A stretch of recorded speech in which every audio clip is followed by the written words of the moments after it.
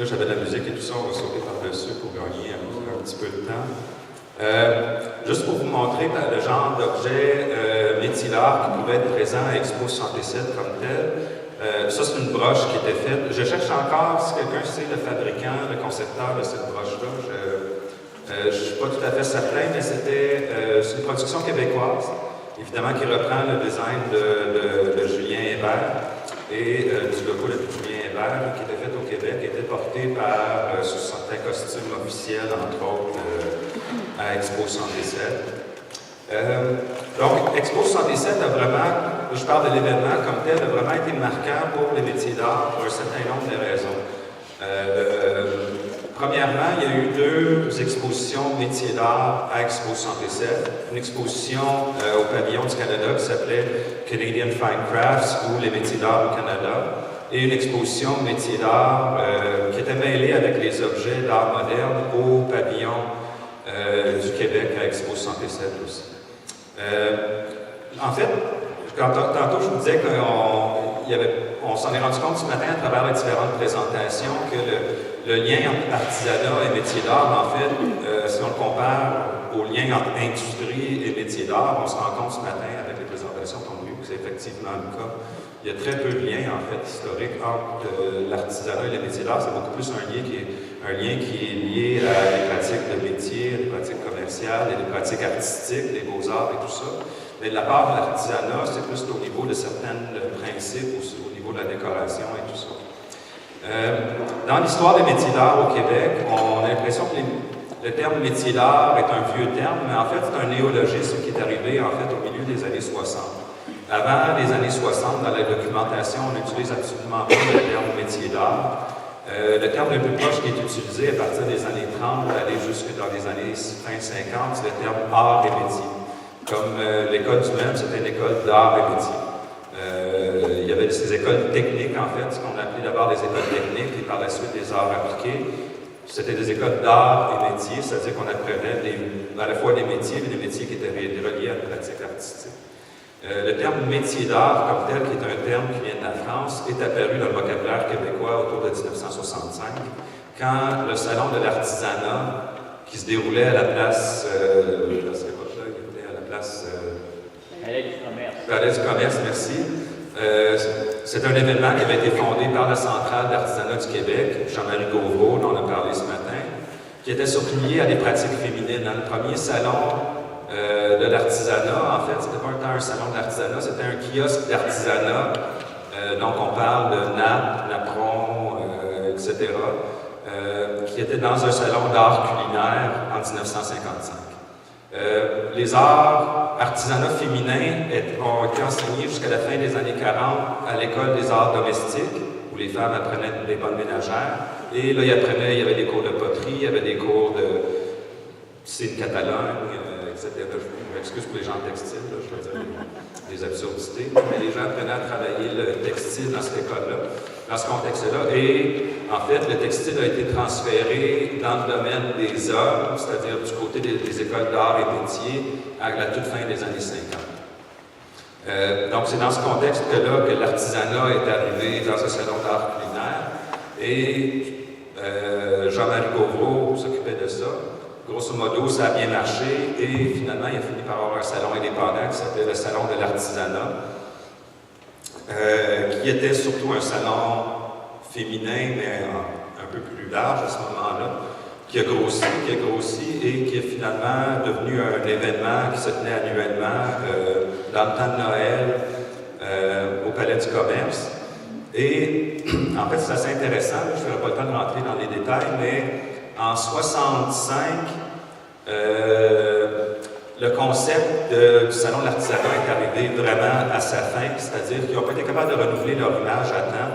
Et avec la nouvelle montée, la modernité, la révolution tranquille et tout ça, ça avait l'air d'une affaire de grand-mère et de ma tante, entre guillemets, là, au point où le Salon de l'artisanat a fait faillite en 1965, la même année où il a décidé de s'appeler Salon des métiers d'art. Et les gens des métiers d'art, c'était des gens surtout qui sortaient des écoles des arts appliqués, entre autres, qui avaient une formation qui était beaucoup plus informée par le design, l'école du Bauhaus et tout ça, qui avaient commencé à exposer, un peu comme 10 ans avant, les artisans avaient commencé à exploser dans le salon de culinaire. Mais là, c'était la nouvelle génération, plus moderne, etc., qui rentrait au salon des métiers d'art. Et eux se réclamaient métiers d'art, en fait. Parce qu'ils disaient, on ne fait pas de l'artisanat, etc., on est métiers d'art. Et finalement, donc, le salon des métiers d'art, le premier salon des métiers d'art en 1965 fait faillite. En 66, il n'y a rien. En 67, là, je ne vais pas dire n'importe quoi, je pense qu'en 67, il n'y avait rien eu. Et en 68, il y a eu le deuxième salon des métiers d'art, qui était reparti par le petit groupe des métiers d'art de l'autre salon. Au début, je pense qu'il y était 4 membres sur le conseil d'administration. Ils ont investi leur argent personnel pour louer un local dans le métro-péri de Montigny, où il y a le parchemin maintenant, ou à peu près. Là. Et puis, ils ont tenu le premier salon des métiers d'art, nouvelle version à ce moment-là. En 69, je pense qu'ils ont réussi à aller au Palais du Commerce, retourner là-bas. Et en 70, 71, là, ils ont déménagé à la place Bonaventure. Et là, ça a été le début de ce qui est le Salon des métiers d'art, comme on l'a connu. Et en 75, c'était l'événement culturel qui générait le plus d'argent à Montréal, c'était le Salon des métiers d'art. Donc, ils sont passés dans 10 ans d'une faillite à un événement. Mais évidemment, rendu au milieu des années 70, ça avait changé. C'était la contre-culture, c'était le nationalisme. Là, le contexte avait changé. Donc là, je retourne à Expo 67. C'est pour ça que c'est important que je vous raconte ça, en fait, parce qu'en 65, c'est la première fois qu'on utilise le terme métier d'art officiellement. Et là, ce qui arrive en 67, c'est que le terme est consacré parce que l'exposition pavillon du Canada s'appelle les métiers d'art au Canada, Canadian Fine Crafts. Fine Crafts, c'était aussi une nouvelle appellation en anglais qui n'existait pas nécessairement avant. Et au pavillon du Québec, on exposait aussi des métiers d'art mêlés avec les pièces. Là, malheureusement, j'avais un film où on voyait les pièces, mais là où ça a marqué les esprits, en fait, c'est que à la fois dans le pavillon du Canada ou dans le pavillon du Québec, les objets métiers d'art étaient exposés avec les objets d'art moderne. Donc, vous aviez les plus grands artistes modernes du Canada et du Québec, là, Riopelle, Bordua, Perrin, bon, etc., le Tousignan, tout ça. Et parmi ça, là, il y avait des pièces métiers d'art, en fait. Donc, ce que ça a amené, c'est que dans la perception des gens, les métiers d'art étaient traités de même niveau et étaient exposés comme des objets d'art modernes. On a parlé évidemment des pièces de Maurice Savoie. Quand on parle d'Expo 67, on parle évidemment de l'influence de la contre-culture. Et en fait, avec le retour à la terre des hippies des années 60, et c'est là que c'est renforcé dans nos têtes à nous encore, quarantaine, cinquantaine d'années plus tard, le lien entre artisanat et métier d'art, parce que ces gens-là voulaient, c'est un fantasme là, de vouloir retourner à une vision idéalisée de ce qu'était la vie de l'artisan dans la pré-modernité et tout ça. Donc, ce qui est intéressant, c'est que la modernité est arrivée, Expo, c'est l'exemple de ça, là, la modernité, c'était too much, c'était flyé, mais il y a eu un contre-mouvement qui a été que les gens ont voulu s'éloigner de la modernité pour revenir à des modes de vie plus simples. Et c'est vraiment le lien qu'on voit maintenant entre artisanat et métier d'art vient de là. Donc c'est un lien qui date après les périodes qu'on a couvertes ce matin. Un exemple dans le verre, ici, c'est aux États-Unis. Je ne sais pas si vous connaissez sûrement Dale Chihuly, mais c'est lui ici avec le chapeau avec la plume à l'indienne. Ça, ils ont fondé la Pinchot maintenant, qui était ici. Là, c'est rendu le plus grand centre verrier aux États-Unis au monde maintenant. Ça a parti comme ça dans un trip de hippie en haut d'une montagne. Les verriers se prenaient pour des genres de dieux du rock and roll à l'époque. C'est encore le cas maintenant pour ceux qui connaissent les souffleurs de verre. C'est souvent ce qu'on me reproche avec les vedettes des métiers d'art. Ça s'est passé la même chose ici. Ronald Lukian, premier verrier du Québec, un anglophone d'ici de Ville-Saint-Laurent. Il est passé l'été 1967 à San Francisco, a appris le verre soufflé, quand il est revenu, il a parti un atelier. Là. Ça, c'est le premier atelier de verre soufflé au Québec.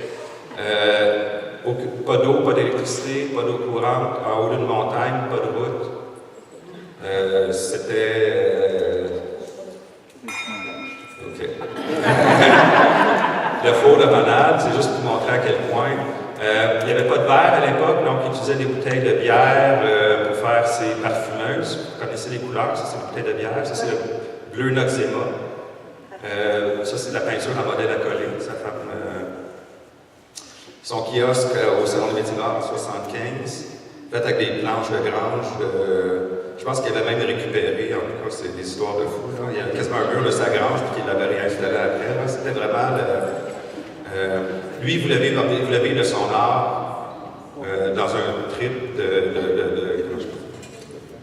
individualiste, dans le sens de moi, je vais dépendre juste de moi-même, etc. Un autre, Tom Klein, dans les mêmes années, je vais parler un peu plus de Tom Klein tantôt. Dans le cas de Tom Klein, ce qui est intéressant, on voit dans sa production ici, ça c'est une acquisition du musée des maîtres et artisans, là c'était vraiment l'idée de la planète, hein, quand on parle de hippie et tout ça. Là, ici c'est évidemment Terre des hommes et tout ça, c'est une pièce de 76. Claude Morin, 76, au Salon des métiers d'art. Gilles se souvient probablement. On va en parler tantôt, là, mais au bout d'une semaine, Morin, qui venait de France, avait tout vendu ses pièces. Ça a été un succès terrible. Pour ceux qui connaissent la contre-culture, Raoul Duguay, un des héros personnels, au Salon des métiers d'art, ici, pendant la campagne de financement. Le macramé, évidemment, Denise Lavard devait être ici aujourd'hui, mais malheureusement, elle et Jean. Ouais, hein. Son anniversaire. Ah, c'est pour ça. Ah, c'est pour ça, OK. Les enfants voulaient l'avoir. Ouais, ça se comprend, mais malheureusement, j'ai des photos. Denise qui a été vraiment la vedette du macramé dans les années 70 avec l'aiguiller Jean-Claude, Jean-Paul. Louis-Georges Lécuyer qui devait être ici aussi. C'est encore un couple aujourd'hui. Ils ont fait vivre leur famille sur le macramé pendant une dizaine d'années, d'après ce qu'ils m'ont expliqué. Denise, ici, dans son très stylé chanson. Un autre exemple de ce qui se faisait dans les années 70 aussi au salon, c'est le passier sylvestre. On a parlé beaucoup de céramique et verre. Mais ce qui est intéressant, c'est que dans les années 70, il y avait une catégorie au Conseil des métiers d'art qui s'appelait les silicates. Et dans cette catégorie, il y avait la céramique, le verre et les émaux sur cuivre qui faisaient partie de la même famille. Parce qu'à cette époque-là, on se disait que les gens travaillent la silice et on ne faisait pas de différence entre la céramique, le verre et les verres. L'idée, c'est de travailler la matière première qui était la silice. Ça, c'est magnifique. Là. Il y a un peu une esthétique passe-partout, évidemment, et tout ça, mais c'est des pièces magnifiques.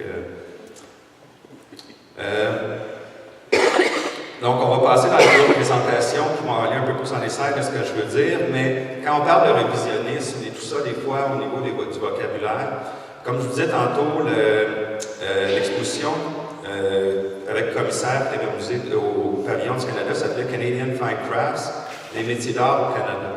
Sauf qu'en 2004, je pense, je me souviens bien, la collection qui est exposée au pavillon du Canada s'est retrouvée dans un musée à l'île du Prince-Édouard et fait partie de la collection du musée de la Confédération maintenant.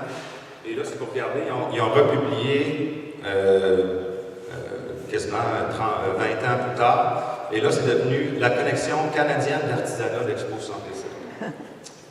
Puis en anglais, puis Expo 67 Canadian Craft Collection.